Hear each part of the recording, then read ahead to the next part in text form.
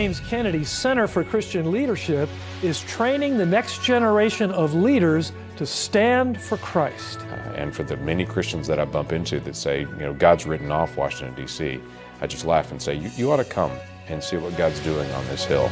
It's one thing to be a Christian and feel that calling of God, but how much better if they're really equipped so that when they get there, the people have put their faith in them, voting for them, when they get to office, they really know how to make a difference. They've concentrated on winning state houses, something that has been neglected by the Democrats, and through coordinated rewriting of laws through states that will pass restrictive laws, and if they achieve a certain percentage of the state houses with Republican governments that support their agenda, they can call a constitutional convention. There they could do a large-scale transformation of the U.S. government principles. What's a constitutional convention?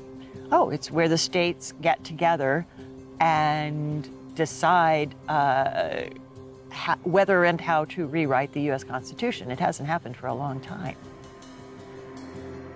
There's two ways to rewrite the U.S. Constitution, the hard way and the easy way. The hard way is that you go state by state, amendment by amendment, and nobody gets anywhere that way, especially if you want to re-engineer the entire document.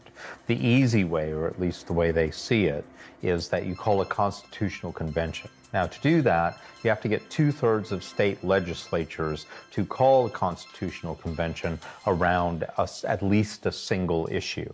But once the convention has been called, then you can introduce whatever other issues you want to. So you have the opportunity to rewrite the whole thing. You can handle marriage equality, you can handle issues of women's rights, abortion, federal regulation, term limits.